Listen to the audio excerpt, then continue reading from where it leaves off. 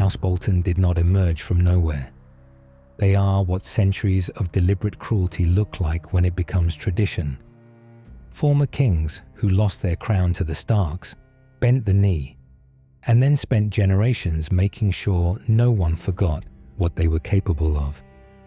Roose Bolton understood that history and carried it carefully.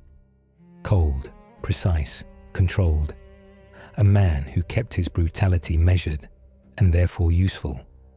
His son never learned that restraint. Ramsay was born from violence, raised in the shadow of a house that had no real place for him. He was given just enough to understand what he was being denied. So he built his future the only way he knew how, by removing every person standing between him and something permanent. By the time the North understood what Ramsay Bolton was, it was already too late. This is not simply the story of a cruel man. Cruelty alone does not take a castle. This is a story about the system around him. The father who chose utility over conscience, the lords who looked away, the structures that handed him power and called it politics. Ramsay Bolton is not an accident. He is something Westeros allows. Tonight, we follow his story from a violent birth to a bloody end. Not just what he did, but why it worked, and what kind of world makes something like him possible. To understand Ramsay Bolton, you have to understand the house that made him possible. House Bolton are one of the oldest families in the North. They trace their lineage back to the Age of Heroes, to a time when the North was not one kingdom, but many. It was a fractured landscape of petty rulers, each fighting for dominance over the frozen expanse between the wall and the neck. The Boltons were among the most powerful of those rulers. They called themselves the Red Kings, and they governed from the Dreadfort with an iron grip that made even the hardiest northern lords uneasy. They lost that crown to the Starks.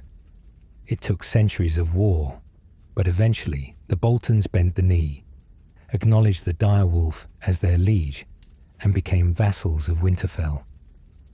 On the surface, that submission held. Underneath it, something never quite settled. The Starks knew what the Boltons were. One of the first edicts issued after their defeat was a direct prohibition. The practice of flaying enemies alive, a Bolton tradition stretching back generations, was to stop, immediately and permanently. It did not stop. It continued in the dark, behind closed doors, in the dungeons of the Dreadfort where southern lords rarely ventured. Northern lords knew better than to ask questions about it. The flayed man remained on the Bolton banner, a reminder to those who understood it that some things cannot be legislated away, that a house with that history does not simply become something else because a stronger house told it to. This is the world Roose Bolton was born into, and in many ways, Roose represents the most refined version of what House Bolton had always been. He was a man who understood that cruelty was most effective when it was invisible. He did not flay his enemies openly. He did not rage or perform. The Dreadfort itself tells you something about this. It is not a castle built for comfort or display. There are no grand halls designed to impress visitors, no towers built for the view, no architecture that gestures toward anything except the practical application of control. It sits in the eastern reaches of the North like a deliberate statement. Its walls were thick enough to withstand a siege, and its dungeons deep enough that whatever happened in them stayed there. Southern lords who visited, which was rare, tended not to visit twice. Northern lords understood that the Dreadfort's reputation was not accidental. It was maintained, generation after generation, with the same careful intention that other houses put into maintaining their honor or their trade relationships. The Boltons understood something that more celebrated houses did not, that fear, properly managed, was more durable than love. Love was contingent. It required ongoing investment, reciprocity, the maintenance of conditions that produced it. Fear, once established, became self-sustaining. A lord who was feared did not need to be present to be obeyed. His reputation moved ahead of him, doing the work before he arrived. The flayed man on the banner was not a boast. It was a wager. The violence it implied was the violence that kept other violence from being necessary. This was the inheritance Roose Bolton refined to its highest expression. He took a culture of visible, theatrical cruelty and made it quieter, more selective, more effective. He understood that the Starks had banned flaying, not because they found it morally intolerable in isolation, but because visible cruelty invited scrutiny that destabilized vassal relationships. So Roose kept the fear and removed the visibility. He maintained the reputation while managing the evidence. He became the thing the Dreadfort had always been, wearing a face that the rest of the North could conduct business with. It is important to understand this clearly before Ramsay enters the story, because Ramsay is often read as a departure from Bolton tradition. He is read as something new and uniquely monstrous that emerged in spite of his house, rather than because of it. That reading is wrong. Ramsay is what House Bolton always was, without the filter Roose spent decades constructing. He is the tradition made legible. He is what you get when the restraint fails. He calculated. He waited. He made decisions that other men would recoil from, and he made them quietly. He had the composure of someone who had long since stopped feeling the weight of them. Roose Bolton was dangerous the way deep water is dangerous. Nothing on the surface tells you what is underneath until it is too late. He was also, critically, a man who understood restraint, not as a moral position, but as a practical one. Excess drew attention. Attention invited scrutiny. Scrutiny was the one thing a man with Bolton appetites could not afford. So Roose kept himself controlled, kept his house controlled, kept the Dreadfort's reputation at exactly the level required to command fear without inviting intervention. That balance, that careful and deliberate management of what House Bolton was, is what Ramsay would inherit in name but never in practice. The distinction between Roose and what Ramsay would become is not a distinction of values. They share the same fundamental orientation toward other people. Other people were resources to be managed, obstacles to be removed, or tools to be used, depending on the circumstance. What separates them is discipline. Roose applied his cruelty like a surgeon applies a scalpel, with precision at specific moments in service of a specific outcome. He never used more than was necessary. He never let the instrument become the point. Ramsay would never learn that discipline, not because he lacked the intelligence to understand it. He understood it perfectly. There are moments in his story where he demonstrates a clarity of tactical thinking that matches his father's. But understanding a discipline and being constituted in a way that makes it possible to maintain are different things. Roose was cold by nature. His cruelty was never in danger of becoming pleasure, because almost nothing Roose did was about pleasure. Ramsay was something else. In Ramsay, the cruelty and the enjoyment of it were inseparable. He could not use the scalpel without wanting to use more of it than the situation required. And that excess, that inability to stop where stopping would have been sufficient, is what ultimately destroyed everything his father had built. The house produced both of them. It could only survive one, because the thing Roose never managed to pass on was patience. Ramsay Bolton's story does not begin with him. It begins with his father, on a hunting trip along the Weeping Water, and a decision that Roose Bolton made in a moment that revealed exactly who he was beneath his careful composure. He saw a miller's wife. She was newly married. Roose invoked an ancient and long-banned tradition known as the First Night, the Lord's supposed right to bed a commoner's bride on her wedding day, and took her by force. To remove any complication, he had the woman's husband hanged first, on a pretext, for failing to inform his lord of the marriage. He did not linger. When it was done, he rode on.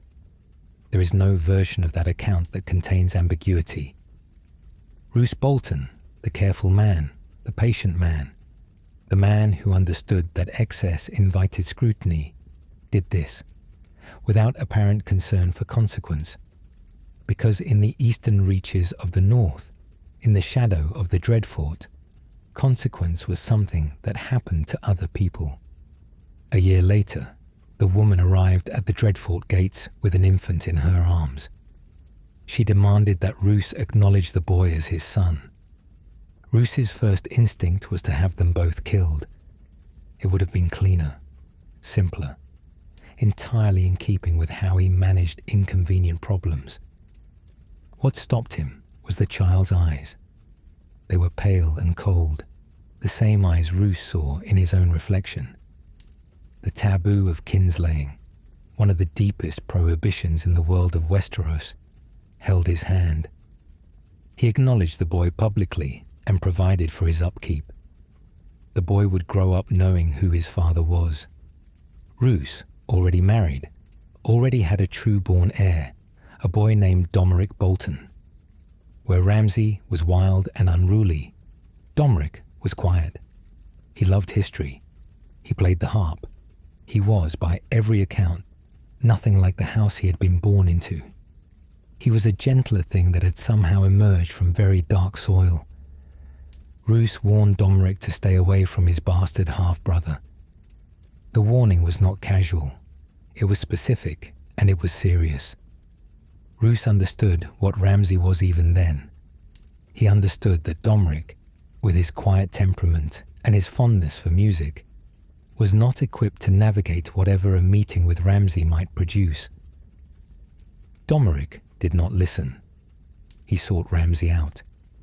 He was curious about the connection, about the brother he had never been allowed to know. It is not hard to understand why.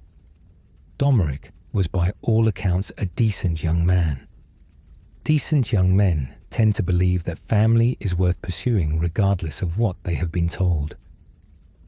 Shortly after they met, Roose died. A sickness of the bowels, the maester reported. Roose did not believe it. He believed Ramsay had poisoned him. Roose's death left Ramsay as the only Bolton heir.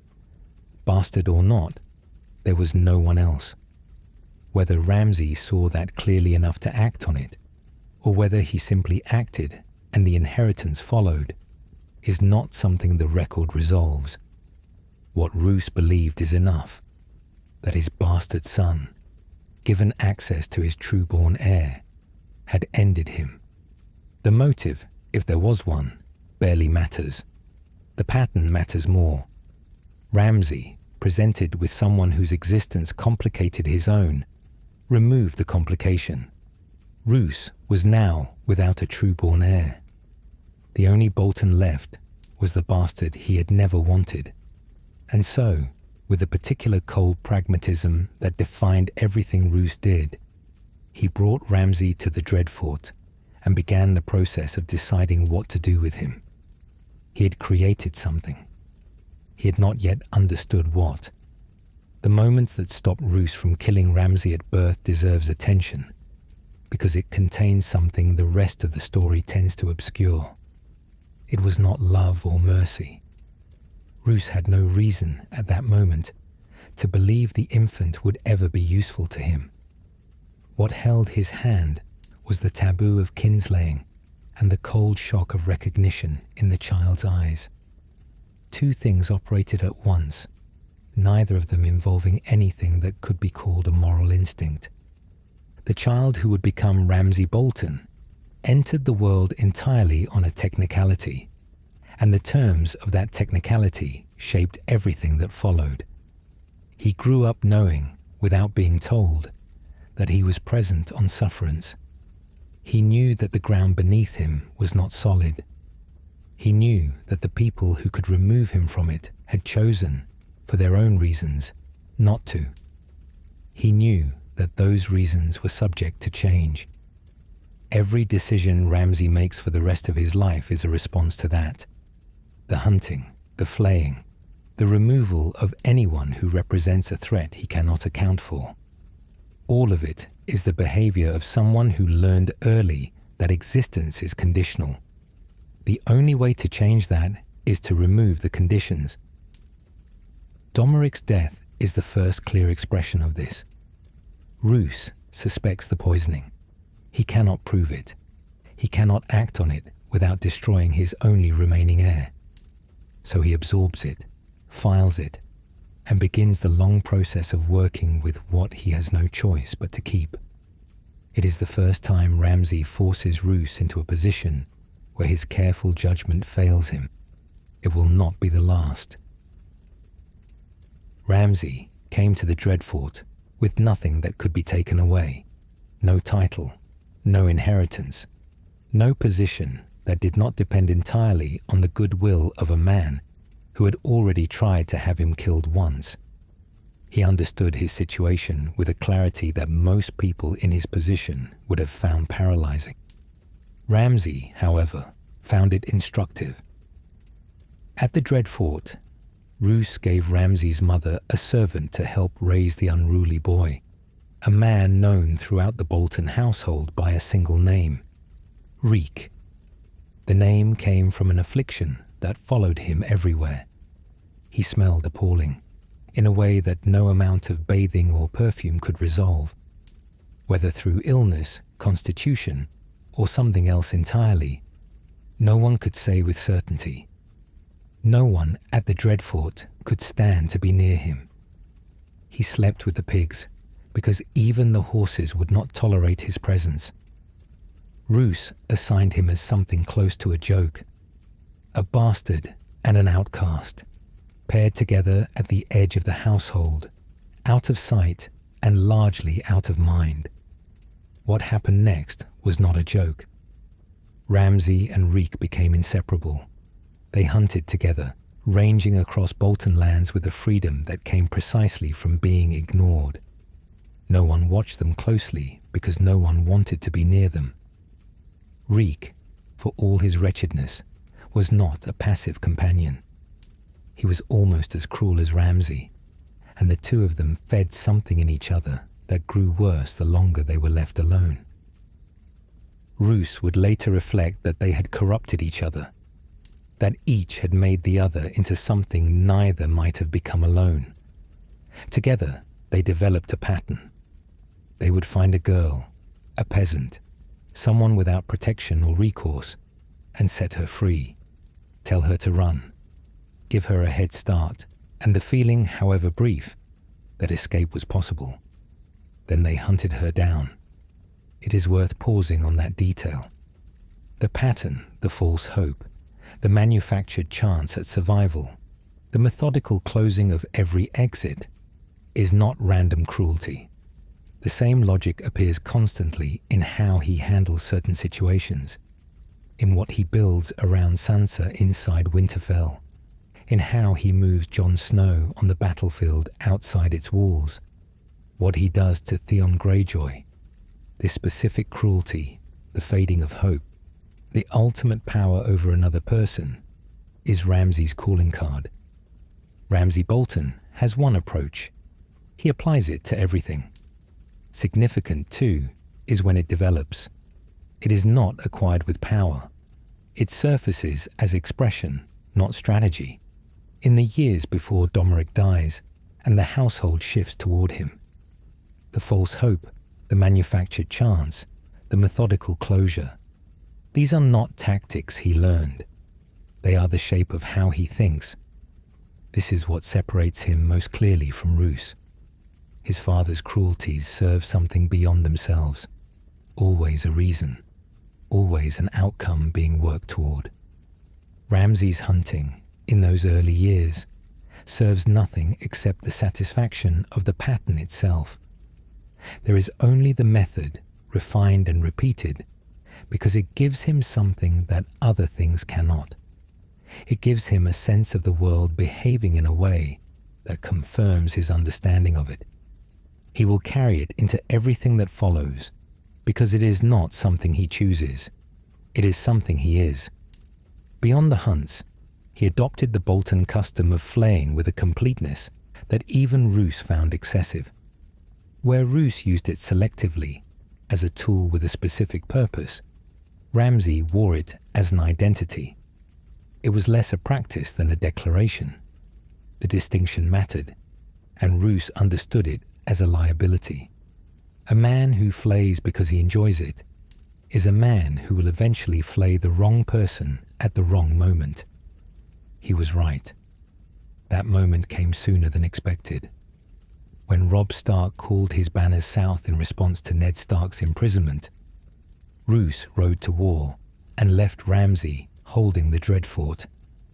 Without his father's presence to impose even the minimal structure that had existed, Ramsay's behavior escalated. He and Reek ranged further. The stories that filtered back to Winterfell grew darker.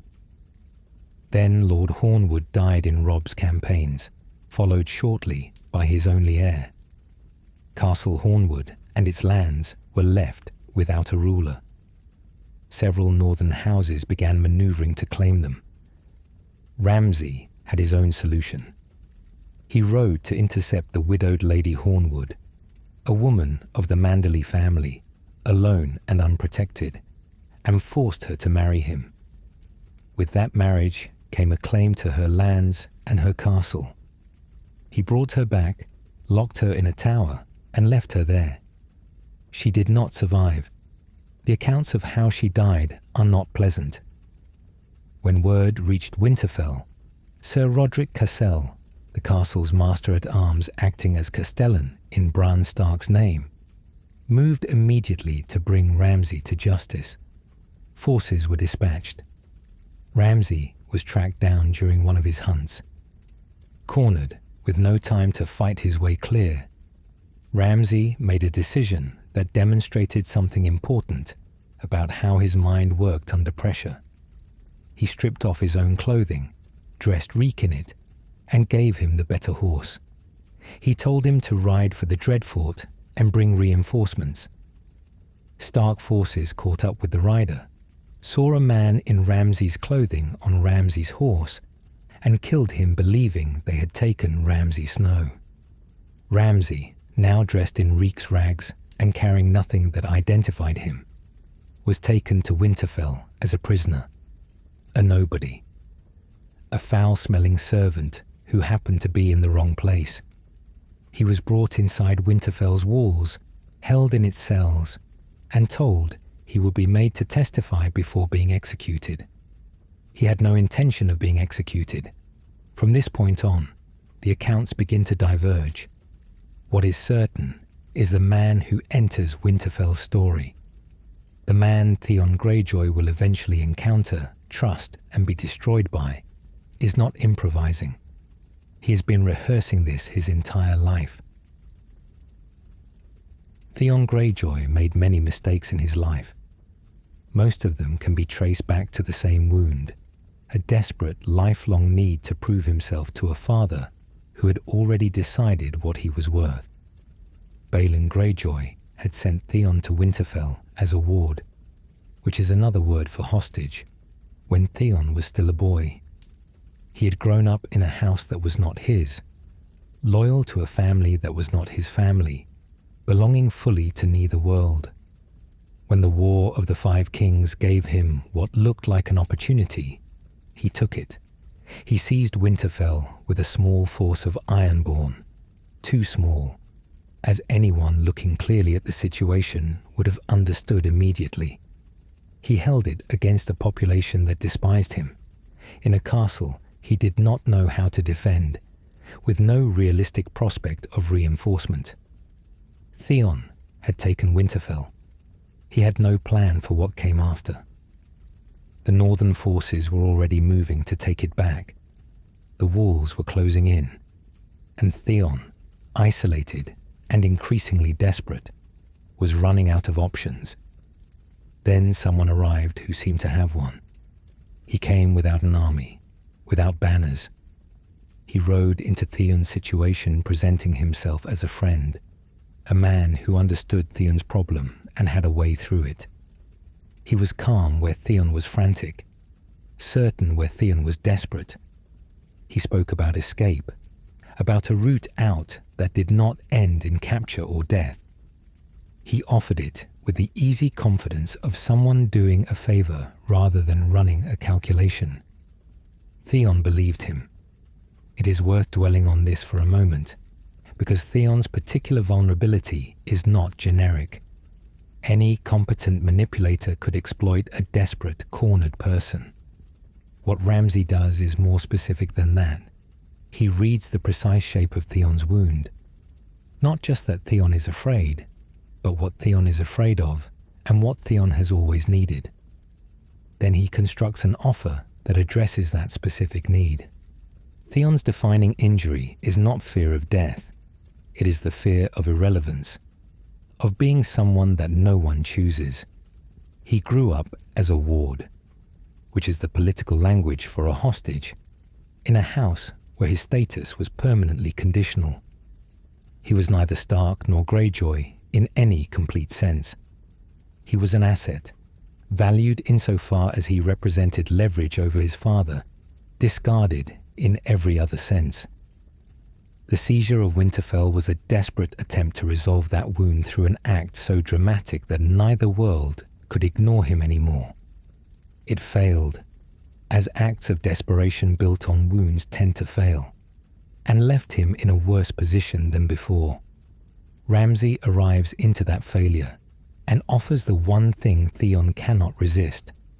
He offers the sense that someone has seen him, understood his situation, and chosen to help him specifically, not out of obligation, not because Theon's strategic value demands it, but because this particular person has looked at Theon's problem and decided it is worth solving. That offer is false, of course. It is constructed with complete deliberateness, but its falseness does not make Theon foolish for believing it. It makes Ramsay extraordinarily dangerous. He understood, before he arrived at Winterfell, exactly what kind of person Theon was and what that person needed to hear. He reads people the way other men read terrain, looking for the low ground, the soft spot, the place where the defense has already given way before the attack arrives. Theon is simply the place where he found it fastest. When the gates opened, Ramsay's men moved through them. The iron-born garrison was slaughtered. Theon, who had believed he was escaping, found himself a prisoner instead. The transition was so swift and so complete that there was almost no moment he could point to where it had gone wrong. That was intentional. Ramsay did not give people moments they could point to. He gave them a continuous feeling of safety right up until the safety was gone. Winterfell itself did not fare much better. Roose had sanctioned its retaking. The castle was a strategic asset, the seat of Stark power in the north, and holding it mattered. What Roose had not sanctioned was its destruction. Ramsay burned it anyway, whether from spite, from the particular pleasure he took in reducing things to ruin, or simply because nothing in his formation had ever taught him to value what he was given. The castle was left a smoking shell. Bran and Rickon Stark had already fled before any of this unfolded. Ramsay could not find them. That failure would matter later, though he did not yet know how much. Theon he kept, not to ransom or execute, not to parade before Roose as proof of what had been accomplished. He kept Theon because Theon interested him. Theon was a person who still had a self, still had an identity, still believed on some level that he was Theon Greyjoy of the Iron Islands. And Ramsay had developed very specific ideas about what could be done with a person like that. He brought him to the Dreadfort and did not report back to Roose, did not ask for guidance or permission, did not frame what he was doing as anything that required his father's approval. He simply began. What Ramsay had done to Winterfell was destruction. What he was about to do to Theon Greyjoy was something he considered altogether more interesting. What happened to Theon Greyjoy inside the Dreadfort is not something to be taken lightly. It is beyond cruel, even to the brutal standards of Westeros.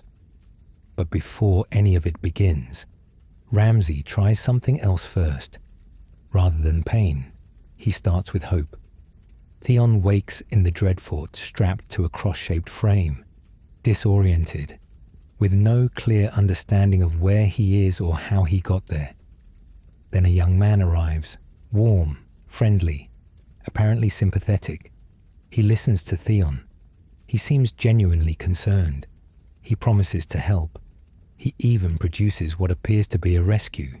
Men on horseback, a route of escape, the feeling of cold air and open ground, and the possibility that this nightmare might be over.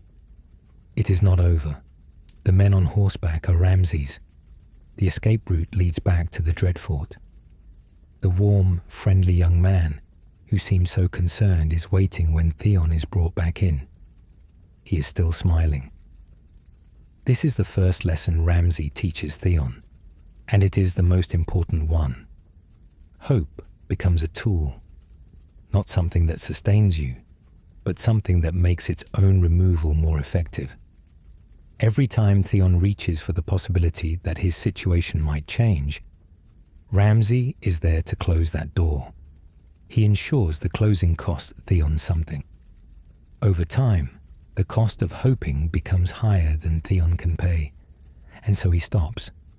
That is the goal, not pain, not submission through pain, which is a cruder thing and produces cruder results. The goal is the voluntary abandonment of self.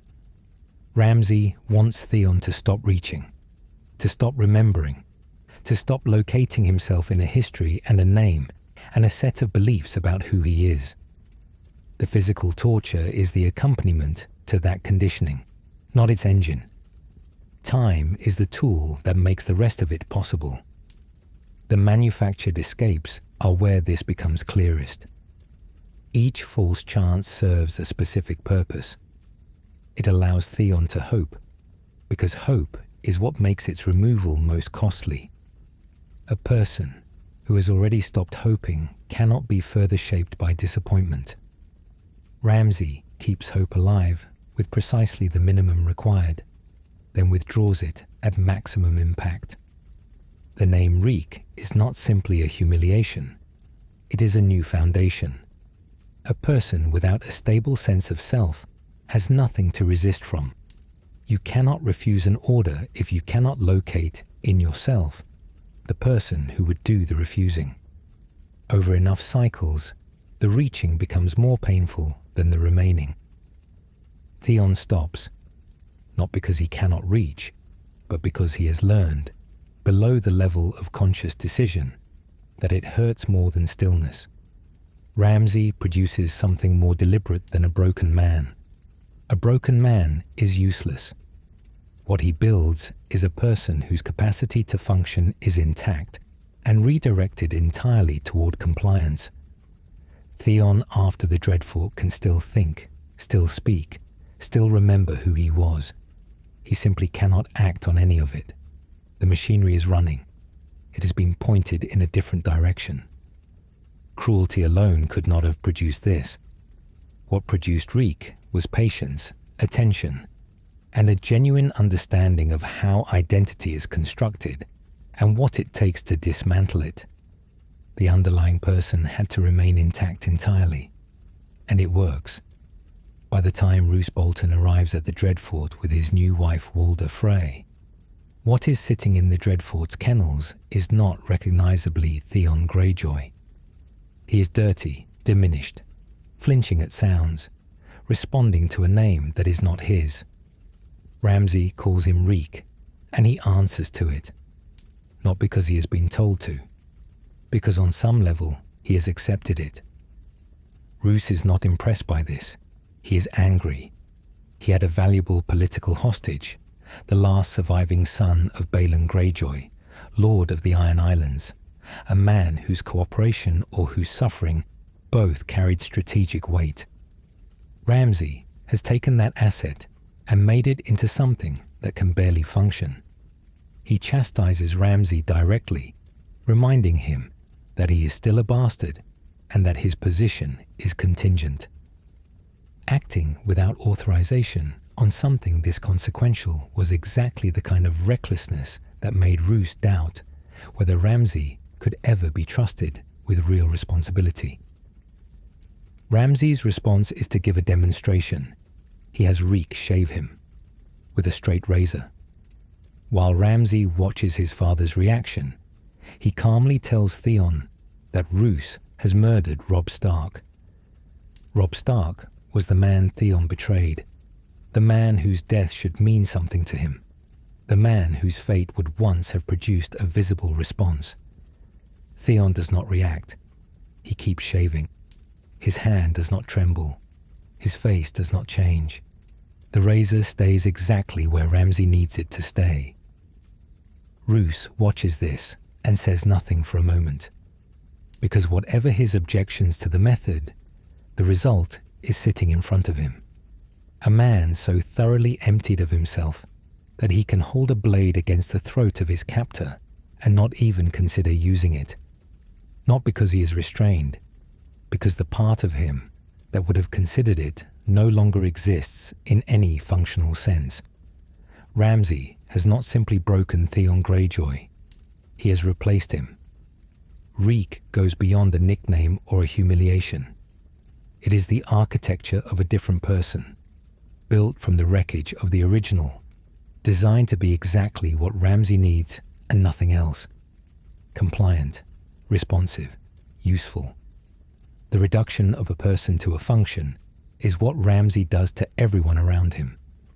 Theon is simply the example where the sequence is most visible, most prolonged, and most total.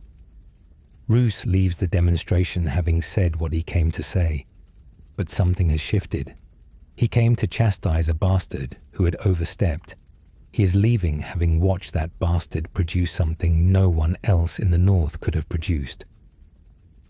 The Red Wedding was the product of months of quiet negotiation between three men, Roose Bolton, Walder Frey, and Tywin Lannister, who had each independently concluded that Robb Stark was going to lose the war. The only question remaining was whether they would lose with him. They decided they would not. They made their arrangements. They waited for the right moment. The moment came at the twins, during the wedding feast of Edmure Tully and Roslyn Frey. The music changed. The doors closed. Roose Bolton, who had ridden beside Robb Stark for the better part of 2 years, drove a blade through his king's heart and said 3 words that would echo across the North for years to come. The Lannisters send their regards. In a single evening, the war in the North was over. The Stark army was destroyed. Robb was dead, and Roose Bolton, rewarded by the Iron Throne for his betrayal, was named Warden of the North. After centuries of kneeling to the direwolf, House Bolton had its crown back. Not the crown of the Red Kings or full independence, but dominion over the North under Lannister authority. It was the closest thing to victory the Boltons had achieved in 3,000 years. There was, however, an immediate practical problem. The Ironborn still held Moat Cailin. That ancient fortress at the southern edge of the Neck controlled the only viable land passage between the North and the rest of Westeros. As long as the Ironborn held it, Roose could not move his army home. He could not consolidate his new position. He could not govern lands he could not physically reach. The Warden of the North was, for the moment, stranded south of his own territory. He made his way back to the Dreadfort by other means, carefully, quietly, as Roose always did things. And when he arrived, he found what Ramsay had left him: a burned castle, a mutilated hostage, a series of decisions made without authorization that had destroyed a strategic asset and complicated the political situation considerably. Roose was furious. Not in the way Ramsay was furious, not loudly, not visibly, not in any way that filled a room. Roose's anger was a quiet thing, expressed through the careful enumeration of exactly what Ramsay had done wrong and what it was going to cost them. He reminded Ramsay of his bastard status. He reminded him that everything he had, his position, his safety, his future, existed entirely at his discretion and could be revoked at any moment.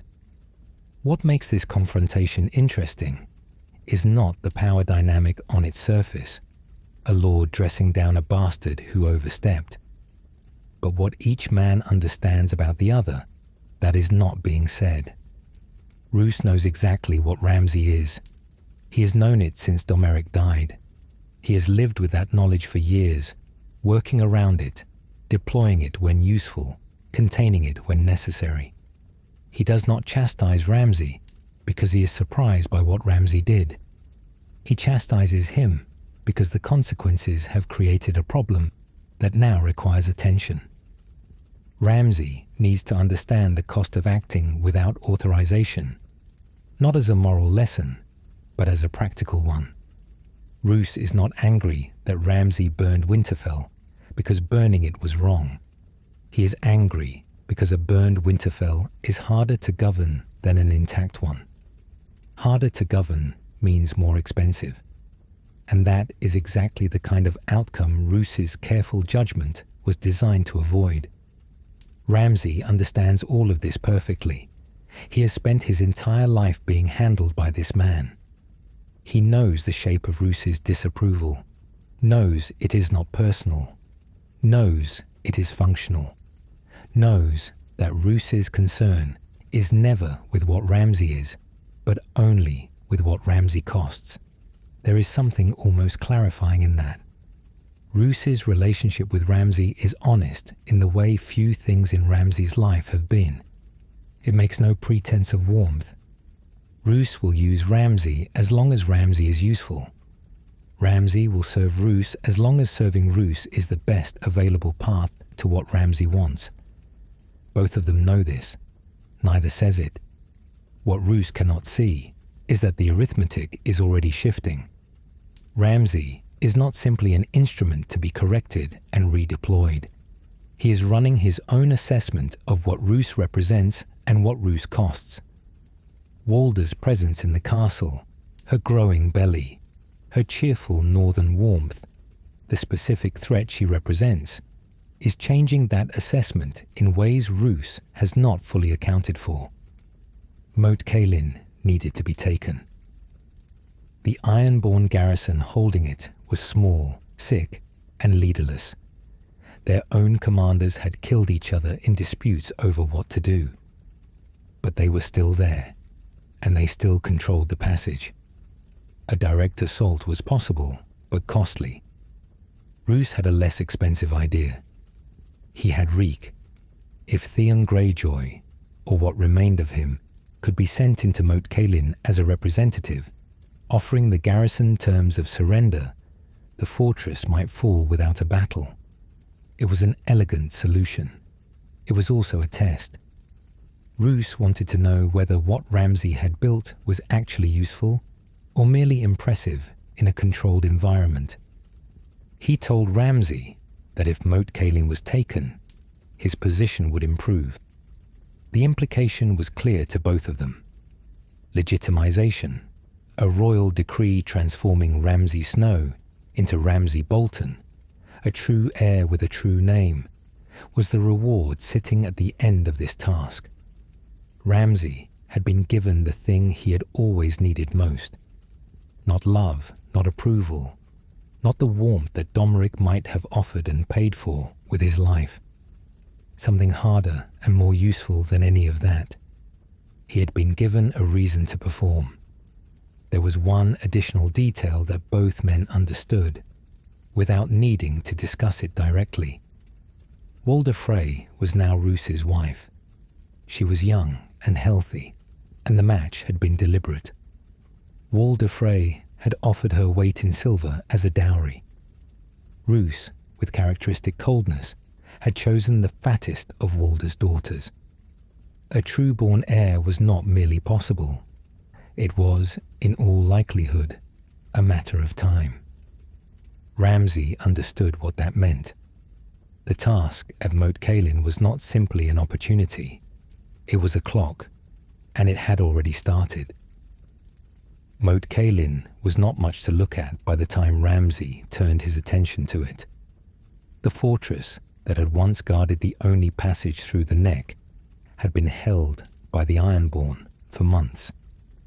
The neck was that ancient, waterlogged stretch of land that separated the north from the rest of Westeros. The Ironborn holding it were in no condition to hold anything.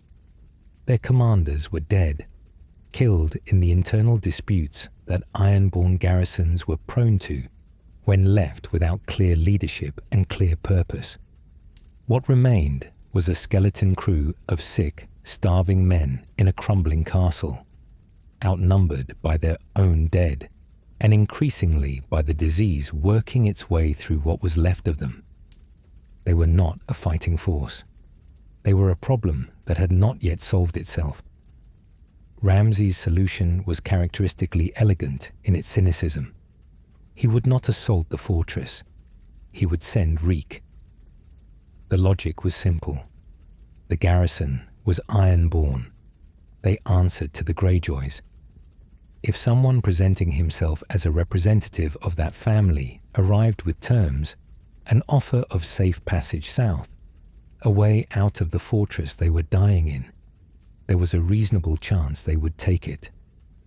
Theon Greyjoy, stripped of everything except the residual fact of his name and his blood, was the closest thing available to that representative. The question was whether enough of Theon remained to carry it off. Ramsay dressed him, briefed him, and sent him in alone. No escort, no visible support. Just Reek walking toward a fortress full of desperate men, carrying terms he had been instructed to deliver, and a name he had almost forgotten was his. What happened inside Moat Cailin in those negotiations is a study in how completely Ramsay had dismantled Theon Greyjoy. It is also a study in how much that dismantling nearly cost them both. Theon barely held himself together. The effort of reaching back through everything Ramsay had done to him, locating something that could present itself as Theon Greyjoy, confident, authoritative, a man worth listening to, was almost more than he could manage. He trembled. He stumbled. He came within moments of collapsing entirely back into Reek in front of the very men he needed to convince. He held on. The Moat Cailin negotiation is the clearest demonstration in the entire story of what Ramsay's method with Theon was actually designed to produce. Not a broken man. A broken man is useless. What Ramsay built is something more specific and more terrible than that. He built a person who can locate, on demand, the residue of who they were before. Someone who can reach back through the destruction and perform a version of their former self, convincingly enough to accomplish a task, and then return to Reek when the task is complete, because the performance is now more exhausting than the submission. Theon inside Moat Cailin is not Theon, but he is doing something that requires Theon to exist, at least temporarily, at least functionally, at least well enough to convince a dying garrison that the man speaking to them has the authority his name implies. That is an extraordinary thing to ask of someone Ramsay has spent months systematically dismantling. The fact that Theon manages it is not evidence that Ramsay's method failed. It is evidence of how precisely he calibrated it. He destroyed enough to ensure compliance and left enough to ensure utility. The line between those two outcomes is narrow, and Ramsay walked it deliberately. This is the detail that separates what Ramsay does from ordinary brutality. Brutality is easy. Breaking a person completely is not difficult if you are willing to go far enough. What is difficult, what requires genuine intelligence and attention, is breaking someone to a specific point and stopping there. Ramsay does not simply destroy, he engineers. The garrison, exhausted and dying, accepted the terms. Safe passage south in exchange for the surrender of Moat Cailin. They laid down what weapons they still had. They walked out of the fortress they had been rotting inside for months and into the open air of the Neck. For a moment, it must have felt like the worst was behind them. Ramsay was waiting. Every man who surrendered was flayed. Every one of them. The promise of safe passage, the terms that Theon had delivered at enormous personal cost, the agreement that had brought them out of the fortress and into the open, all of it had been precisely as meaningful as every other promise Ramsay had ever made. Which is to say, it had been meaningful for exactly as long as it needed to be. Moat Cailin fell without a battle. The passage through the Neck was open. Roose Bolton could bring his army home. The delivery of the fortress was everything Roose had asked for, and he acknowledged it accordingly. On the road north, with the Bolton forces finally moving through the territory they now governed, Roose produced a document, a royal decree issued in the name of the crown. It declared, in the formal language of Westerosi law, that Ramsay Snow was hereby legitimized, recognized as a true son of House Bolton, entitled to bear the Bolton name, possessed of all the rights and standing that came with it. Ramsay Snow ceased to exist on that road. Ramsay Bolton took his place. It is worth considering what that moment meant to him. He had spent his entire life defined by what he was not true-born, not legitimate, not secure or safe from the possibility that his father might produce another heir and render him irrelevant at any moment. The name Snow, which Northern custom assigned to all bastards, had been a daily reminder of that precariousness, a marker worn on the outside for everyone to read. The Bolton name changed none of the underlying reality. Walder was still pregnant with the possibility of a true-born heir. Roose was still the man whose goodwill Ramsay's position depended on. The Dreadfort was still a place where power was provisional, and loyalty was a calculation rather than a feeling. But the name was real. It was on a document. It had the weight of law behind it. And for a man who had built his entire existence around the pursuit of something that could not be taken away, a legal name was the closest thing to permanence he had ever been given. It is also worth noting what the legitimization does not change, and why that matters. The decree makes Ramsay a Bolton in law. It does not make him a Bolton in the eyes of the Northern Lords, who remember what he did at Winterfell. It does not make him trustworthy in the eyes of Roose's bannermen, who have spent years navigating the careful, controlled version of Bolton authority that Roose represented. And it does not resolve the question that Roose himself has been refusing to fully examine. That question is whether the instrument he has been using is going to remain pointed at other people or eventually turn in his hand. Moat Cailin fell without a battle. The passage through the Neck was open.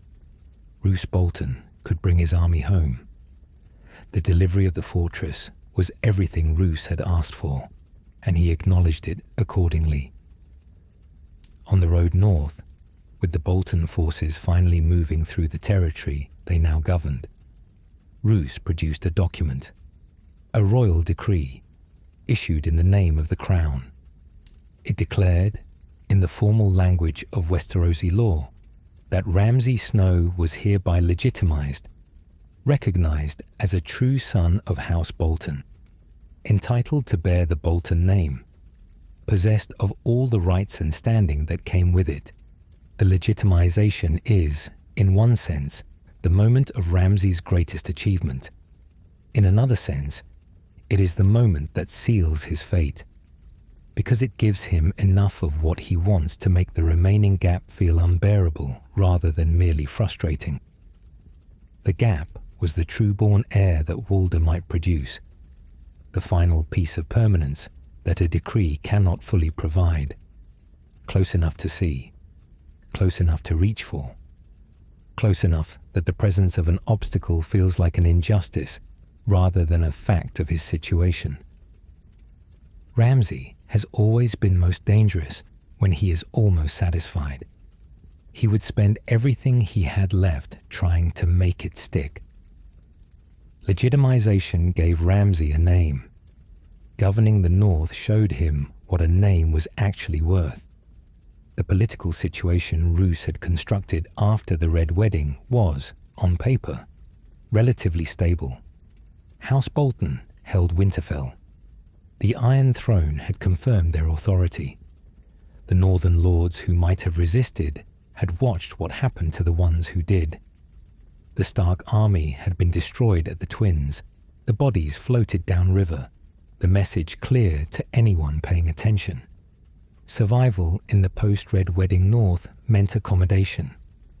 It meant finding ways to serve the Boltons that did not require too much open betrayal of what you had previously been. The Northern Lords were, by and large, pragmatic people. They understood how to read a new reality. What they had not fully accounted for was Ramsay. Roose's authority rested on fear, but a particular kind, the fear of a man who was predictable, whose cruelty served identifiable goals. You could navigate around Roose Bolton if you understood his interests. You could make yourself useful, avoid the things he cared about, and manage the relationship at a sustainable distance. Northern Lords had been doing exactly this for years before the Red Wedding. Roose was not comfortable to serve, but he was legible. Ramsay was not legible in the same way. The stories that travelled through the North during the period of Bolton rule did not carry the cold logic of Roose's methods. They felt more arbitrary, more personal, more difficult to anticipate. A family punished because they were slow to pay taxes. A lord's household dismantled because someone said something at a feast that Ramsay chose to take as an insult. A woman hunted across Bolton lands for reasons that no one could clearly explain afterward, except that Ramsay had noticed her, and she had not been careful enough about how she responded. Fear of Roose was navigable. Fear of Ramsay was not, because the actions that kept you safe under Roose did not reliably keep you safe under Ramsay. He did not want compliance in the way Roose wanted it. He wanted something harder to provide, something that shifted without warning depending on the specific quality of his attention on any given day. The Northern Lords responded the way people always respond to authority they cannot predict, by making themselves small, avoiding Winterfell wherever possible, paying levies, sending soldiers, keeping their heads below a line that moved without notice. They stopped holding feasts Ramsay might attend. They stopped sending daughters to serve at the castle. This is the context that made raising an army so difficult when Jon and Sansa came north. The Northern Lords were not loyal to the Boltons. They had never been. They had been workable under Roose, frightened under Ramsay, and both things together left them in a particular kind of paralysis. The Red Wedding had taught them what happened to armies that moved against the Boltons.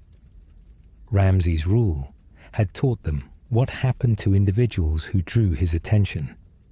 The lesson either way was the same. The cost of opposition was total.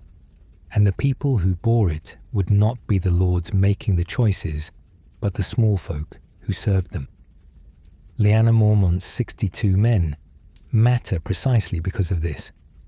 Not as a military force, 62 soldiers changes nothing about the arithmetic of battle, but as a statement made in a room full of lords calculating their survival, about what it cost to stand up and be counted. Standing up means becoming visible to something like Ramsay Bolton. His governance of the North did not simply make him feared. It made resistance feel structurally impossible. It changed the question from whether to fight to whether fighting was survivable. The North under Ramsay was a population that had learned, through accumulated and specific consequence, that reaching for the door was more dangerous than staying where they were. It nearly held. It would have held if Sansa had not sent a raven south and 62 men from Bear Island had not marched because a 10-year-old girl remembered what her house owed the Starks. Peter Baelish had a talent for finding the intersection between what people wanted and what he needed them to do. It was the skill that had carried him from minor lordship in the Vale to the small council in King's Landing. From there, it had carried him to the position he now occupied, a man of apparently limitless influence operating just outside the frame of every significant event in Westerosi politics. He arranged outcomes that somehow always managed to serve his interest above anyone else's. What he wanted in the North was leverage. What he had was Sansa Stark. Sansa was the last acknowledged Stark in the South. Her father had been executed. Her mother had died at the Red Wedding. Her brothers were believed killed or vanished. She was also, by the laws of inheritance that Westerosi politics ran on, the heir to Winterfell. Whoever held Sansa held a claim. And Baelish, who had spent years keeping her hidden in the Vale, had decided the time had come to spend that claim on something. He brought her north, to the Boltons. The arrangement was politically coherent on its surface. A marriage between Ramsay Bolton and Sansa Stark would give the Bolton occupation of Winterfell something it currently lacked: legitimacy in the eyes of the Northern Lords. The Boltons held the North by Lannister decree and by the memory of the Red Wedding, neither of which inspired the kind of loyalty that made a territory governable. A Stark bride changed that calculation. It suggested continuity. It gave the Northern Lords something they recognized and could, however reluctantly, accept. Sansa's identity was not concealed. It was the point. Roose understood this and agreed to the arrangement. For Ramsay, the political logic was secondary. What the marriage meant to him was something more specific: Winterfell. The castle had been the seat of Stark power for 8,000 years, standing as the symbol of northern identity since Brandon the Builder raised it from the frozen earth. It would now have a Bolton holding its great hall, not as a conqueror holding enemy territory, as its lord, with a Stark beside him, and the North's own history arranged to support the claim. For a man who had spent his life being told his position was temporary, this was as close to permanence as the world had yet offered him. The wedding took place at Winterfell, in the Godswood, before the Heart Tree, in the place where Starks had made their vows for generations. It was a deliberate choice. Every element of the ceremony was designed to wrap Bolton authority in Stark tradition. The aim was to make the transfer of power look less like occupation and more like continuation. Sansa stood through it. She had learned, through years of captivity in King's Landing and careful observation of people far more experienced in survival than she was, how to be present in a room without being available to it, how to perform compliance while remaining somewhere underneath the performance herself. She was not the girl who had arrived in King's Landing believing that the world worked the way songs said.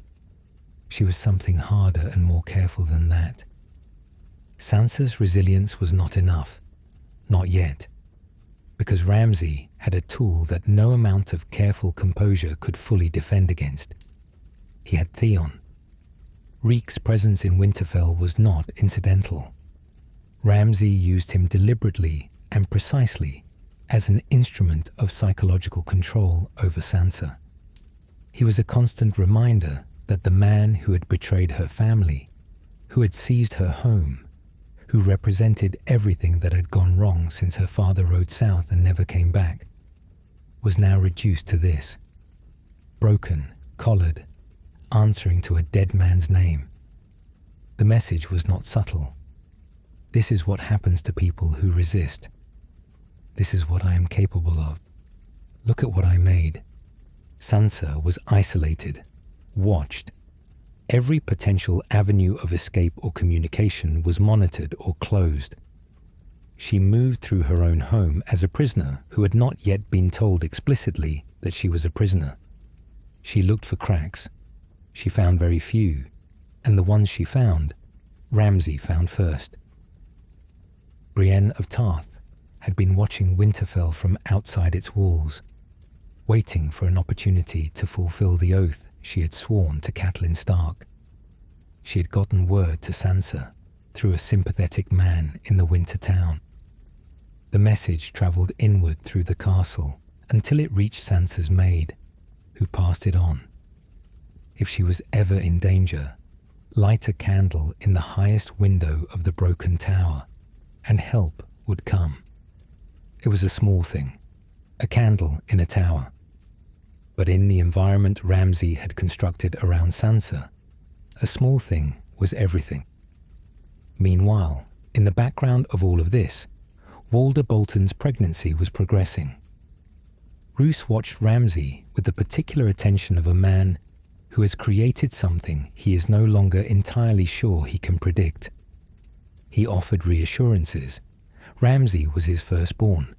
His position was secure, and watched to see whether those reassurances landed the way he intended. They did not. Ramsay looked at Walder's growing presence in Winterfell and did the same arithmetic he had always done in situations like this. He identified the variable that threatened his position.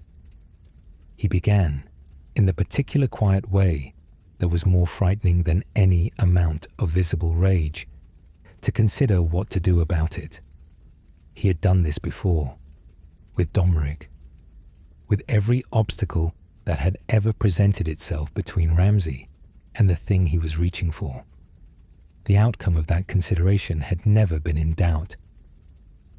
Stannis Baratheon was marching, the last legitimate claimant to the Iron Throne, or so he believed with a conviction that brooked no argument, had continued on after the Battle of Castle Black with what remained of his army. He had a burning certainty that the North was the key to everything. He had the support of the Night's Watch, the blessing of Melisandre's fires, and the moral authority of a man who had never once in his life done anything he did not believe was right. What he did not have was enough men, enough food, or enough time before the northern winter made his campaign impossible. He marched on Winterfell regardless. Inside the castle, Ramsay watched the reports come in with something approaching professional interest. Stannis was a real threat, not a political complication or a personal obstacle, but an actual military force moving toward a direct confrontation. Passive defense was a losing position against a commander of Stannis' experience and determination. He asked Roose for 20 men. Roose, who had spent his life making careful calculations about acceptable risk, looked at his son and agreed. Whatever else Ramsay was, he had never been wrong about his own capabilities. If he said 20 men were enough, Roose was willing to find out. What followed was a night raid that demonstrated something the story around Ramsay sometimes obscures. Beneath the cruelty and the psychological games and the theatrical sadism, there was a genuinely capable military mind. He led his men into Stannis' camp in darkness, moving fast and quiet, targeting not the soldiers but the supplies, the food, the horses, the siege equipment, the infrastructure that an army in a northern winter cannot function without. By the time Stannis' men understood what was happening, the damage was done. An army that cannot eat, cannot stay warm, and cannot move its equipment is not an army. It is a collection of men waiting to die. Stannis' forces, already stretched thin by the march north, began to collapse. Men deserted, others froze. The cavalry that Ramsay sent out to finish the work found not a fighting force, but the wreckage of one. The soldiers were too cold and too hungry to mount meaningful resistance. Stannis himself died in the aftermath, the great certainty that had driven him north extinguished in the snow outside the castle he had come to take. It was Ramsay's most legitimate military achievement. Clean, decisive, executed with a precision that had nothing to do with cruelty and everything to do with competence. The raid is surgical rather than sadistic. He locates the most vulnerable point in an enemy's position and removes it. It is worth noting because it sits alongside everything else he does. The cruelty and the capability are not competing qualities. They are both expressions of the same underlying capacity, the ability to read a situation and act without the hesitation that conscience produces. Inside Winterfell, while all of this was unfolding, something else was reaching its breaking point. Sansa asked Theon to light the candle for her, to cross the courtyard, climb the broken tower, place it in the window. One small act that might bring help from outside the walls. She called him Theon, his real name, not the name Ramsay had given him. She reminded him of who he was and where he was and what it might mean to do one thing right. Theon went to Ramsay instead. Ramsay's response was to summon Sansa and show her the body of the maid who had passed her the message. Crucified, partly flayed. He told Sansa, almost conversationally, that the woman's heart had given out before he had finished. It was not a punishment delivered in anger. It was a demonstration, the same kind of demonstration he had given Roose with the razor, the same logic applied to a different audience. This is what the world outside your door looks like. This is what help costs. Do not reach for it again. Sansa pulled back, contained herself, and waited for something Ramsay could not intercept. What she could not have predicted was that Theon would be the thing that changed. The breaking point came on the battlements. Myranda, Ramsay's companion, a kennel master's daughter who had attached herself to him with the particular devotion of someone who has mistaken proximity to power for possession of it, cornered Sansa at arrow point. She described in careful detail what Ramsay would do when he tired of Sansa, what he had done to others, what was coming. It was the wrong moment to say those things in front of Theon Greyjoy. Whatever calculation Theon made in that instant, whether it was a genuine reclamation of something that had survived the Dreadfort, or simply a reflex that preceded conscious thought, he acted. He pushed Myranda from the battlements. She fell, and then, without time to examine what he had just done, or what it meant, he and Sansa jumped from the walls of Winterfell into the snow below and ran. Ramsay returned to find the battlements empty, Myranda dead, and his carefully constructed world missing its two most important pieces. His wife was gone. His tool was gone. The control he had built so deliberately, layer by careful layer, over months inside Winterfell, had been broken in a single night. It had been broken by a woman he had underestimated, and a man he believed he had destroyed. He did not rage visibly. He did not tear the castle apart. He hunted. And in the same week that his carefully constructed occupation began to unravel, Walder Bolton gave birth to a healthy boy. Roose told Ramsay the news and assured him that nothing would change. Ramsay was his firstborn. His position was secure. This was a cause for celebration rather than concern. He said these things with the steady composure of a man who believed them to be true. He had enough experience with Ramsay to know that saying them clearly and firmly was the correct approach. He had miscalculated, not for the first time with Ramsay, for the last time. Because the thing Roose had never fully accounted for, despite everything he knew, despite all the evidence the years had provided, was that Ramsay did not respond to reassurance the way other people did. Reassurance required trust. Trust required the belief that the person offering it had your interests in mind.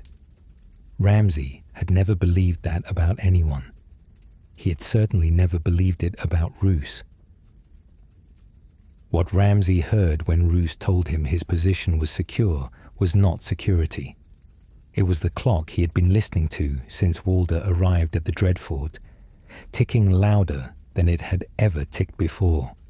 He had a true-born brother now, a legitimate heir, a Bolton by blood and by law, and by everything that Westerosi inheritance recognized as valid.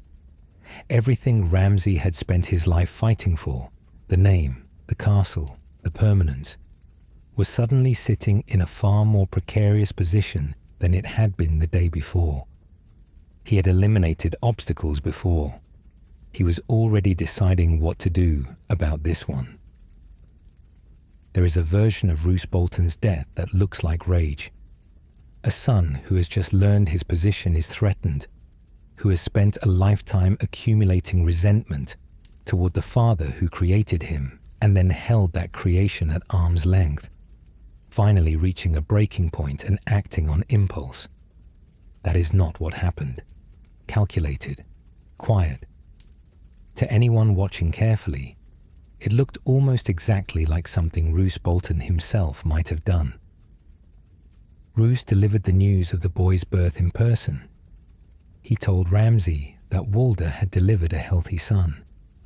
And then, because Roose was a man who understood that difficult news required careful framing, he told Ramsay what he believed needed to be said, that Ramsay was his firstborn, that his position within House Bolton was not diminished by the arrival of a true-born heir, that this was a moment for the family to be strengthened rather than divided.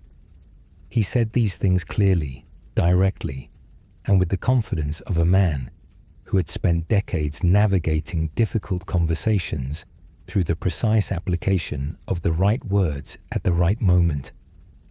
Ramsay embraced him and drove a blade into him before the embrace had finished. It was fast. It was quiet. No speech, no accusation, no performance of the kind Ramsay typically constructed around his cruelties. The theatrical sadism that characterized almost everything else he did was entirely absent. Neither a hunting game nor a slow dismantling. Simply a man removing a problem with the minimum expenditure of time and effort required to do it effectively. That absence of theater is the most revealing thing about the moment. Ramsay performed cruelty when cruelty was the point, when the suffering itself was what he was after, when the psychological destruction of another person was the goal.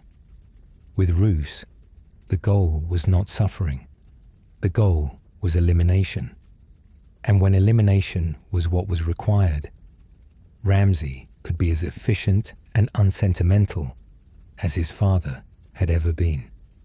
He had learned something from Roose after all, just not the lesson Roose had been trying to teach. With his father dead on the floor, Ramsay moved immediately to consolidate. He assumed control of the Dreadfort's garrison and the Bolton forces. He managed the story of Roose's death in whatever way kept the household from fracturing before his grip on it was secure. Then he sent for Walda. She came to him with the infant, trusting, or perhaps simply having no alternative to trust, because she was in Winterfell surrounded by Bolton men, and there was nowhere else to go. Ramsay led her to the kennels. The hounds were there. They had not been fed. What followed was not something Ramsay lingered over in the way he lingered over other things. It was completion, the removal of the final variable. The infant boy who would have grown into a true-born Bolton heir was gone before he was old enough to understand what was happening to him. Walda, who had done nothing except marry the wrong man and survive long enough to produce a son, went with him. House Bolton now had one living member who mattered. Ramsay moved through the consolidation of power with the same efficiency he had brought to Roose's death. The Dreadfort's garrison answered to him. The Bolton forces in the north answered to him. The network of alliances, obligations, and held debts that Roose had spent years assembling. The web of fear and reward that kept the northern lords in line. All of it transferred, or was assumed to have transferred, to the man now standing at its center. He was Lord of the Dreadfort. He was Lord of Winterfell. He was Warden of the North in everything but the formal decree that would have required the Iron Throne's acknowledgement. That acknowledgement was one he had neither sought nor waited for. And then he sat down and wrote a letter. It was addressed to Jon Snow at Castle Black. The letter informed Jon that Ramsay held Rickon Stark, the last undisputed Stark male, whose existence represented a more legitimate claim to Winterfell than anything Ramsay's marriage to Sansa had produced. It told him that Shaggy Dog's head was on Ramsay's floor, proof that the direwolf was dead and the boy was real and the threat was not empty. It demanded Sansa's return. It demanded Jon's submission. It described, in language designed to produce a specific emotional response in the man reading it, what would happen to the wildlings Jon had brought south of the wall if those demands were not met. The letter was not a negotiation. Ramsay had no interest in the terms he was offering. He had no intention of honoring them if they were accepted. The letter was a provocation, carefully constructed, precisely targeted, designed to do to Jon Snow what Ramsay's released prisoners had always been designed to do, to make him move before he was ready, in a direction Ramsay had already chosen for him, toward a confrontation whose terms Ramsay intended to control completely. It is worth noting that this manipulation is created entirely by words. No hounds, no razor, no slow dismantling over months, just words on a page sent across a vast distance to a man Ramsay has never met. And it nearly works. Ramsay reads Jon the way he read Theon before arriving at Winterfell. He locates the wound. Jon Snow is a man defined by obligation, by the guilt of someone who knows others are suffering because of decisions he made. The wildlings south of the wall are there because Jon vouched for them. Rickon is in a dungeon, if the letter is to be believed, because Jon did not come for him. The letter does not threaten Jon with his own death. It threatens him with his failure to protect other people. It is written to produce one specific feeling, the unbearable weight of being able to act and not acting. Jon reads it and knows, on some level, what it is designed to make him do. He moves anyway, because sitting at Castle Black, while Rickon Stark sits in a Bolton dungeon, is something Jon Snow, constituted the way he is, simply cannot do. Ramsay has never met Jon. He understood him well enough to write a letter that worked. It was the hunting pattern, applied once again to a new target. Jon Snow read the letter, and despite knowing, on some level, exactly what it was designed to make him do, he moved. Jon Snow was not an easy man to provoke. He had spent years beyond the wall facing things that made political threats look almost quaint by comparison. He had negotiated with wildlings, fought White Walkers, watched men he trusted drive their blades into him and die for it. He had been killed and brought back, and had stood up from that experience with the particular steadiness of someone who has already faced the worst thing and found that they are still standing. He was not a man who rattled easily. And yet, Ramsay's letter worked. Not because of the threats it contained. Jon had received threats before. Because of what it told him was already done. Rickon Stark was alive and in Ramsay's hands. Whatever Jon might have preferred to do with the time and resources available to him, this was not something he could set aside and return to later. He began gathering forces. The problem was immediate and obvious to everyone except, in the critical moments, Jon himself. The forces available to him were nowhere near sufficient for what he was proposing. The wildlings who had come south of the wall with him were fighters, but they were not an army in any organized sense. The Northern Lords, beaten down by years of war and Bolton intimidation, and the long memory of the Red Wedding, were reluctant to commit. House after house received Jon and Sansa, listened to what they were asking for, and found reasons why the moment was not right.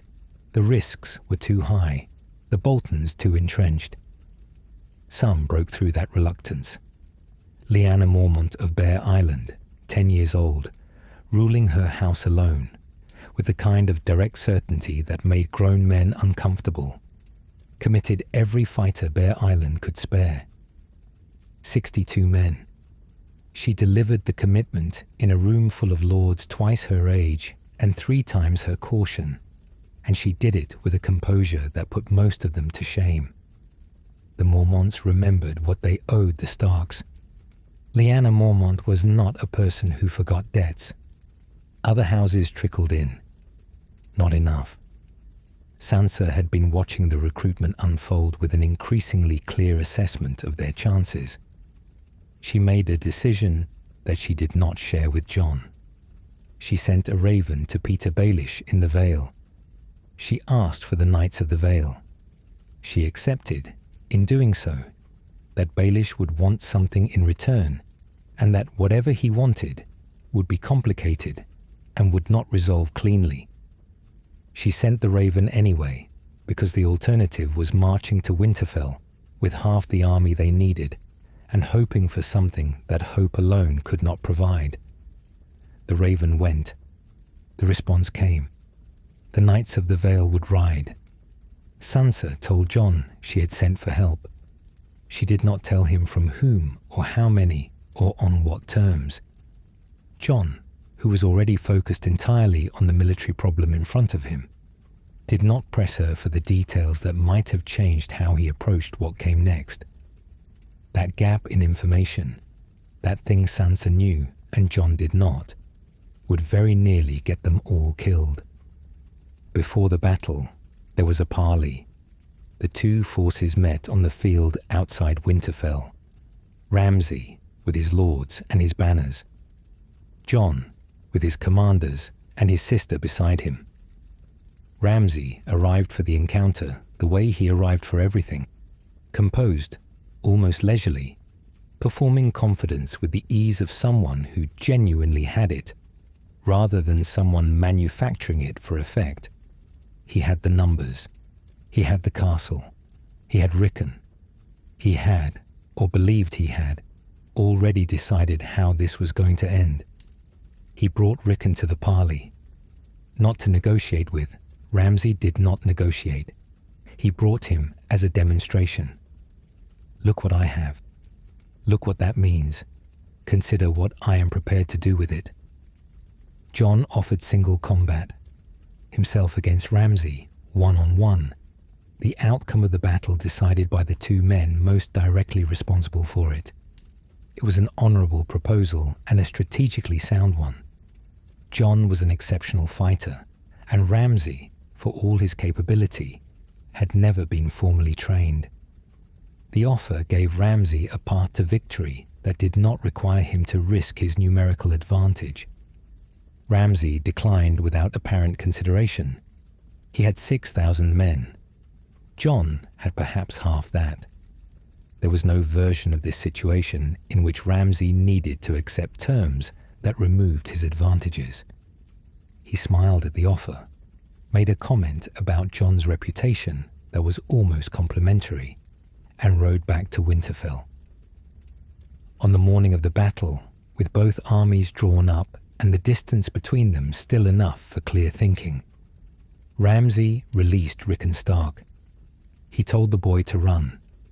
Rickon ran, toward Jon, toward the northern line, toward the brother he had not seen in years, and the safety that the sight of him represented. He ran in a straight line because he was a child, and because children under that kind of pressure run toward what they can see rather than away from what is following them. And Ramsay, who had planned every element of this moment with the patience he brought to all his hunting, picked up a bow. He was not in a hurry. That was the point. He had all the time he needed, and he wanted Jon to understand that. He drew. He released. The arrow fell wide. Rickon ran. He drew again, released again, wide again. Every arrow that missed was another invitation for Jon to believe, to actually believe, despite everything he knew about who Ramsay was and what this situation was, that the boy was going to make it. Jon broke.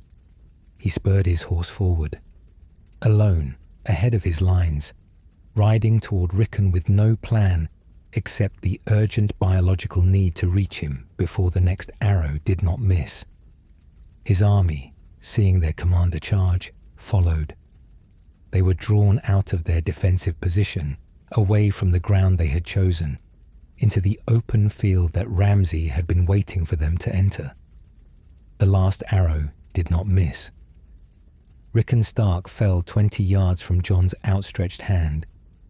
Jon pulled up over the body of the boy he had not saved, alone in the middle of an open field. The Bolton cavalry was already moving, and his own army was strung out behind him. The ground he had chosen for defense was already lost. Ramsay had fired at Rickon to move Jon, not to kill him. The death was the mechanism. The position Jon's army now occupied, exposed, reactive, operating on grief rather than clarity, was the point. The Bolton phalanx advanced. Ramsay directed the battle from horseback, present, controlled, giving orders with the composure of a man watching a plan execute as designed. A crescent of shields and spears, disciplined and coordinated, began to curve around the flanks of the northern force. The dead from the early fighting were piled and pushed into walls of bodies, barriers that prevented retreat and compressed the surviving northern soldiers into an ever-tightening space. Men who could not move could not fight effectively. Men who could not fight effectively died. The pressure built. The space shrank. Jon's forces were being processed rather than fought, reduced systematically by an encirclement that had been prepared before the battle began. Jon himself was nearly crushed in the press of bodies, pulled under, suffocating beneath the weight of the dying and the dead, fighting simply to get back to the surface and breathe. The battle had moved past tactics into something more primal. Survival, moment by moment, with no clear view of what was happening beyond the immediate crush of bodies in every direction. This is his hunting technique at military scale. Give them room to move. Let them believe they have options. Then close every exit at the same time. The trap was working. The northern army was dying. Then the Knights of the Vale arrived. They came from the south. 10,000 knights, riding in formation, hitting the Bolton lines from the flank with the kind of force that reorganizes a battlefield in seconds rather than minutes. The crescent that had been closing around Jon's army, that carefully constructed encirclement that had been executing perfectly, shattered on contact.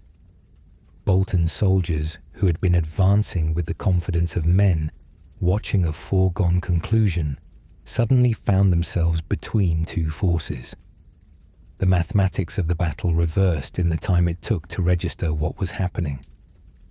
Bolton men broke. Not all at once, not in a single moment of collective decision, but in the cascading way that routs happen. One man turns, then the man beside him. Then the calculation spreads faster than any order can travel. The formation that had been a killing machine becomes a crowd of individuals, all arriving at the same conclusion simultaneously. The encirclement collapsed outward. The northern soldiers who had been suffocating in the press of bodies found space around them and used it. Ramsay watched this from horseback and made his assessment. The field was lost. The walls of Winterfell were not. He turned his horse and rode for the castle with the deliberate speed of someone executing the next phase of a plan, even if that plan was now significantly narrower than it had been an hour ago. His men inside had arrows. He had the high ground. He had, or believed he had, one more position to hold.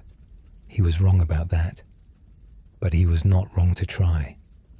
Jon, Tormund Giantsbane, and Wun the Giant reached the gates ahead of the main force.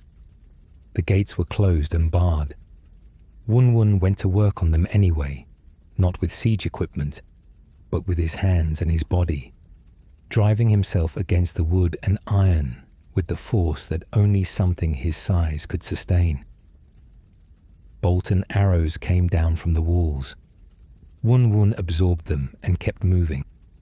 He had taken dozens of arrows and spears through the course of the battle and the approach to the walls, but he held together long enough to bring the doors down.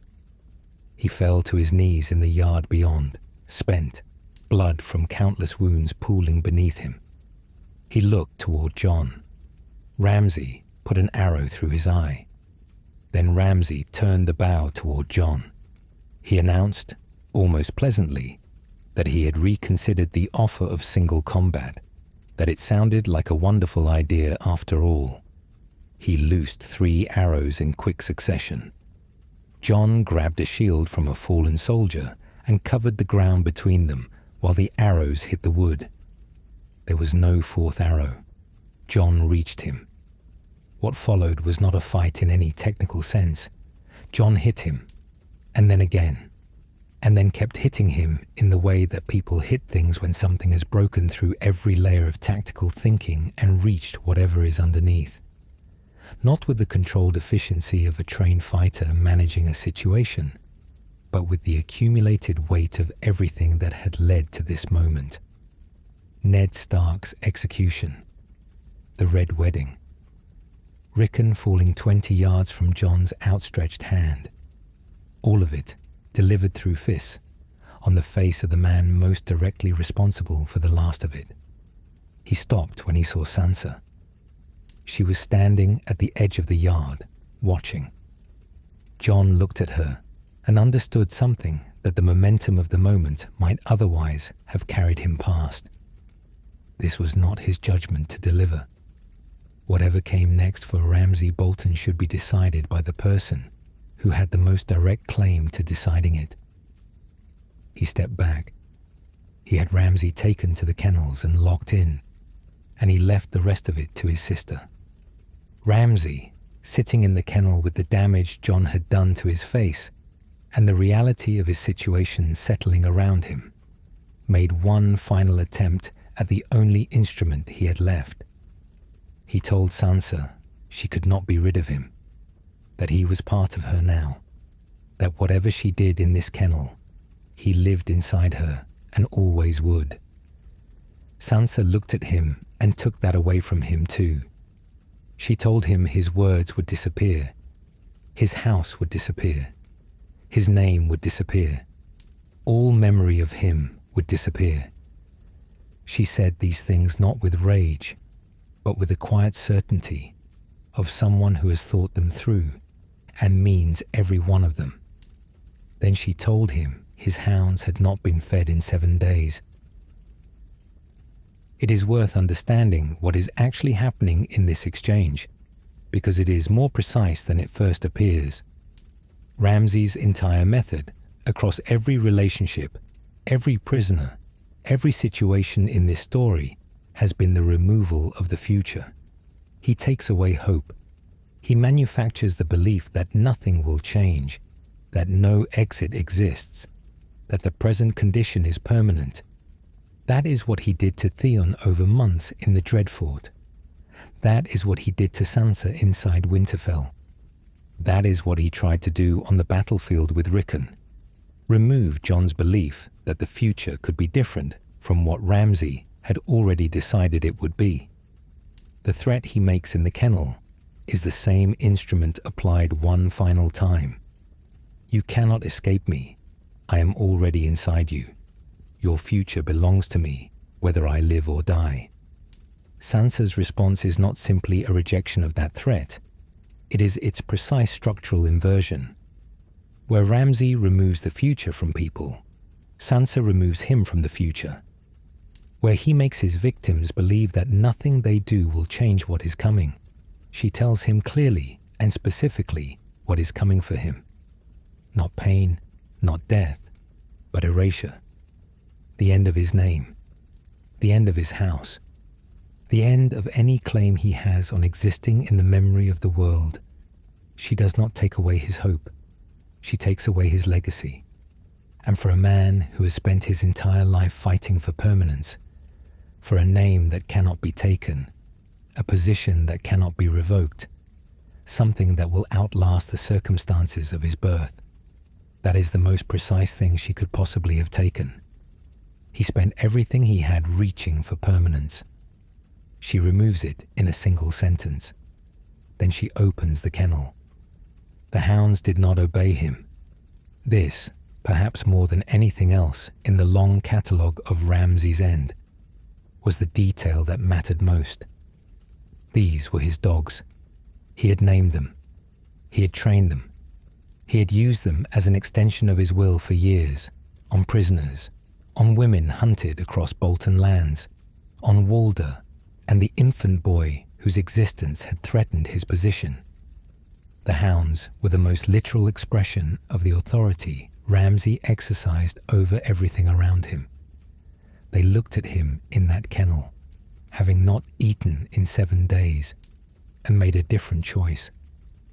The screaming did not last long. When it was over, it was over.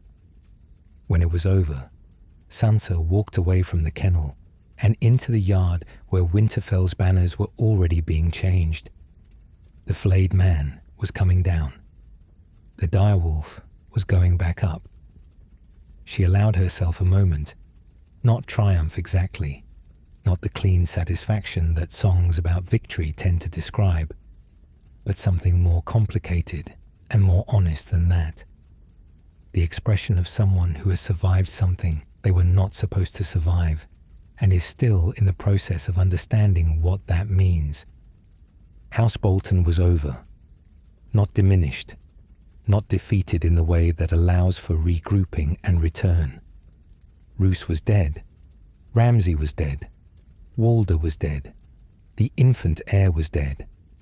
Every Bolton whose name had mattered in the story of the North now lay in the ground or in the kennel. The house that had spent 3,000 years as the most feared name in the North had finally clawed its way back to dominance through betrayal and murder and the patient accumulation of everything it had always wanted. It was gone from power and gone in the memory of those who had watched it fall. Ramsay had wanted a name that could not be taken from him. Sansa had just told him, to his face, exactly what would happen to it. She was right. In the end, the name remained only as a warning, something Northern lords would invoke when they needed a reference point for what betrayal looked like when it was allowed to run its full course. He had achieved permanence after all, just not the kind he had been reaching for. It is tempting, when a story ends the way Ramsay Bolton's ends, to locate the meaning in the ending itself. The monster is destroyed, the castle is reclaimed, the banners change, and the direwolf goes back up, and the thing that needed to be over is over. There is a shape to that conclusion that feels complete, that feels like the world correcting an error, and it is not wrong to find some satisfaction in it. But the ending is not where the meaning lives. The meaning lives in the middle, in the years between the Dreadfort and the kennel, in the specific sequence of decisions made by specific people that carried Ramsay Bolton from a bastard to the Lord of Winterfell. He was not a force of nature that descended on the north from outside. He was produced, step by careful step, by the people and the institutions closest to him. Understanding how that happened is more useful than cataloguing what he did once he arrived. Start with Roose. Roose saw a child with his eyes and chose not to kill him, not from compassion, but because the taboo of kinslaying held his hand, and cold pragmatism told him a bastard, properly directed, might be useful. He provided for Ramsay from a distance, left him unsupervised, brought him to the Dreadfort only when he had no other heir, used him at Winterfell, at Moat Cailin, in the post-Red Wedding North. He legitimized him because it served a purpose, told himself, at each step, that the situation was workable, that something raised the way Ramsay was raised, rewarded the way Ramsay was rewarded, could be kept pointed at other people indefinitely. Roose read people with a clarity that most lords never achieved, and he still underestimated what he had made. Understanding something and being willing to act on that understanding are different things. Acting would have required him to destroy his only heir. So he waited instead, until the morning the waiting stopped being an option. Then there was Peter Baelish. Baelish looked at Sansa Stark and saw a chess piece, a Stark heir with a claim to Winterfell, a card that could be played when the right moment arrived. The right moment, as he calculated it, was the Bolton occupation of the North.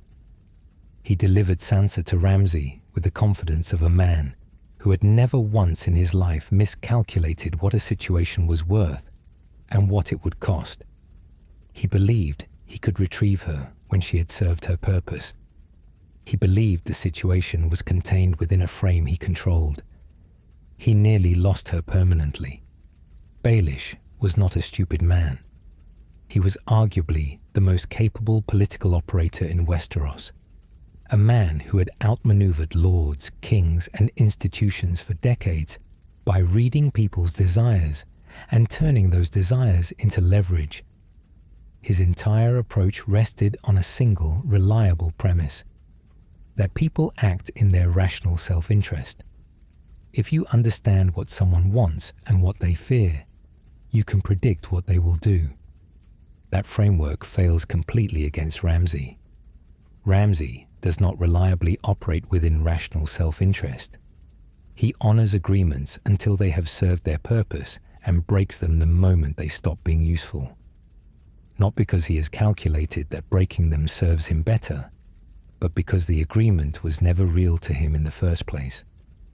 Baelish handed Sansa to a man whose internal logic he could not model. The tools he used to model people, incentive, leverage, consequence, simply did not apply. What Ramsay reveals about the limits of reading people through desire and leverage alone is this: the approach works until it meets someone for whom agreements were never real to begin with. Sansa escaped not because of anything Baelish arranged, but because Theon Greyjoy, the man Ramsay had most completely destroyed, found something in himself that had survived the Dreadfort.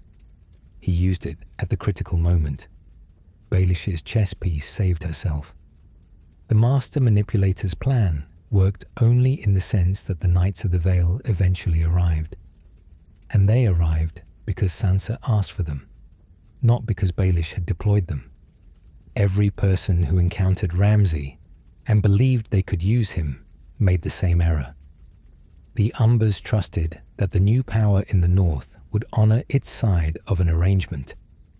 The Ironborn at Moat Cailin trusted the terms they were offered. Theon trusted the friend who arrived at Winterfell offering a way out. All of them treated Ramsay as a rational actor whose agreements meant what agreements usually mean. They looked at him and saw someone they could do business with. What they were actually looking at was a man for whom every agreement was a hunting release. Every promise was a head start. Every assurance of safety was the opening move of a trap. Ramsay was consistent in a way that should have been more legible than it was. Unchanged across every context, every relationship, every situation he ever found himself in. The institutions around him did not fail to see him. They saw him clearly and decided repeatedly that what they saw was a tool worth keeping rather than a threat worth ending. That is a different kind of failure than blindness. It belongs to people who understood exactly what they were dealing with and chose, for reasons that made sense within their own frameworks, to deal with it later. Later always came. They found out eventually. The North found out in the kennel of Winterfell, with the sound of dogs in the dark and the Bolton banners coming down from the walls. The price of finding out that way, the lives destroyed, the people who did not survive long enough to see the banners change, was not paid by the lords who had made the choices. It was paid by the people who had no part in making them. Ramsay wanted a name that would last. He came closer to achieving it than anyone who understood what he was should have allowed. In the end, the name remained, not as a legacy, but as a lesson. As the answer to what happens when the people in power mistake usefulness for trustworthiness, reward results without examining methods, and tell themselves that the thing they have created can be directed. Winter is coming. It always is. And the most dangerous winters are not the ones that arrive from beyond the wall. They are the ones that grow quietly in the east, in ancient castles with thick walls and long memories, nurtured by the decisions of careful men who believed they could control what they had made. They almost always believe that, until they find a blade in their back.